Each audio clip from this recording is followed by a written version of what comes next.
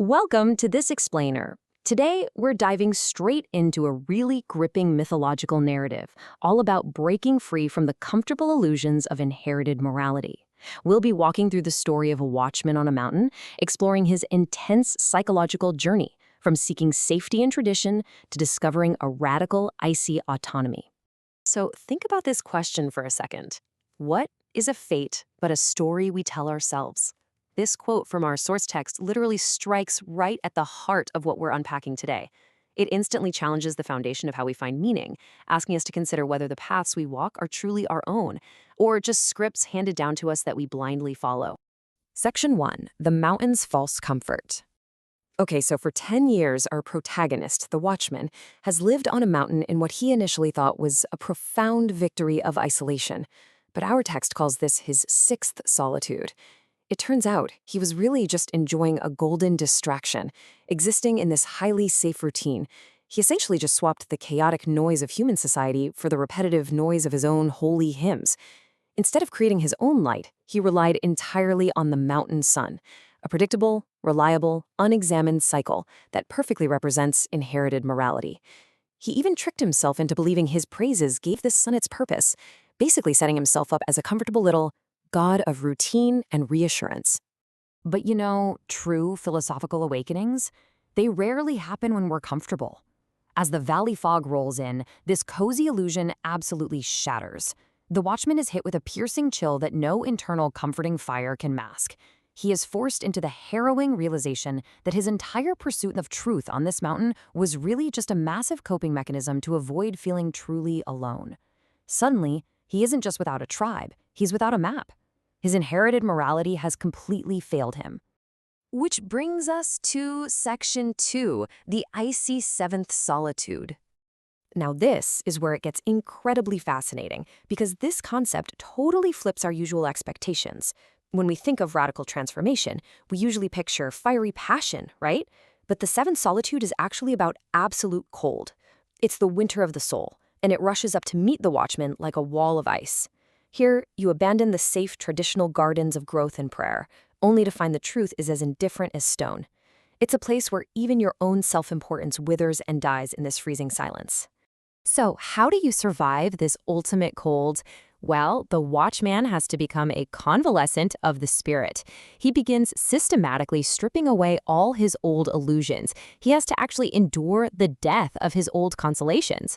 That means giving up the massive ego boost of being right, stepping down as the god of routine, and entirely abandoning the external promise of a higher purpose. He realizes that the holy light he previously worshipped was nothing more than a mask. This seventh gate is terrifying precisely because you are abandoned by your own ideals. Yet something remarkable happens when you stop fighting the cold.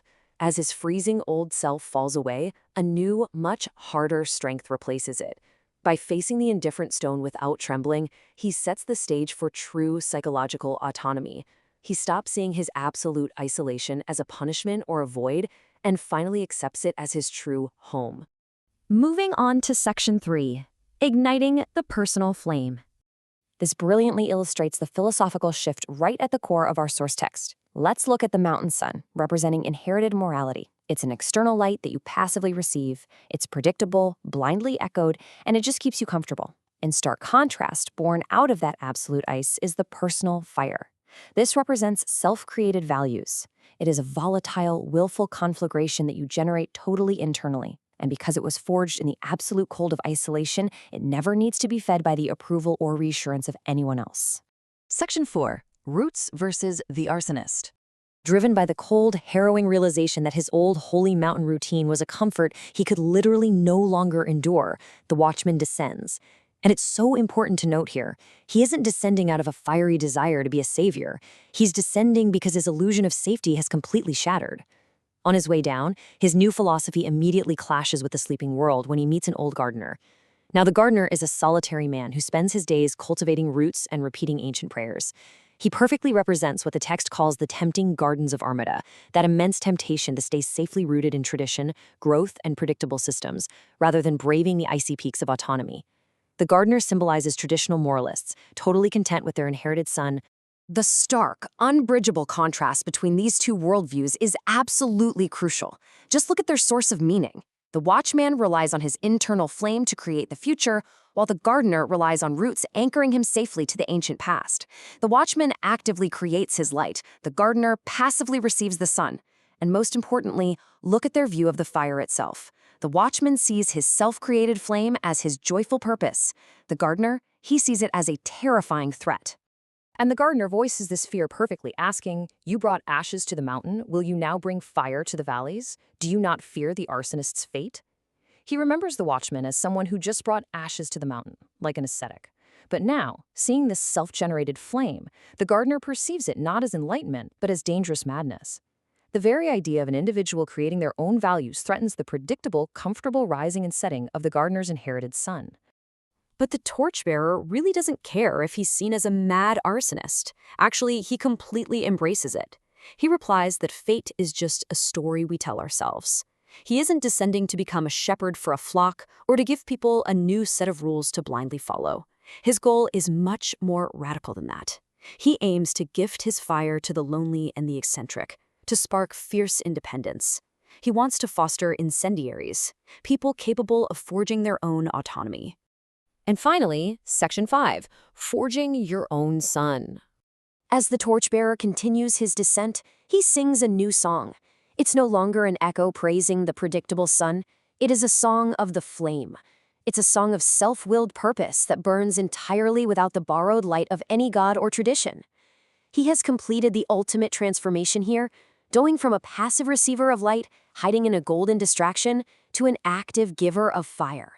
And this act of self-creation openly and necessarily challenges the comfort of the unexamined world. The impact of this is profound. As the torchbearer's song drifts down into the valley, even the deeply rooted gardener feels a spark of fear mixed with something new and terrible and wonderful. The revaluation of values is happening in real time right before his eyes. The old, reliable sun, the inherited morality that always felt like a comforting promise, is suddenly thrown into question. The autonomous light of a single individual has turned that promise into a challenge. And that brings us to the core of this entire analysis. As we wrap up this explainer, I want to leave you staring into your own abyss. This story forces us to look at the systems, the routines, and the moralities we lean on every single day. So ask yourself, are you just mirroring the comfortable, predictable light of an inherited sun? Or do you actually have the courage to endure that terrifying, icy winter of the soul? Strip away your illusions and forge a fire that is entirely your own? Think about it. Thanks for joining me on this explainer, and keep questioning the light around you.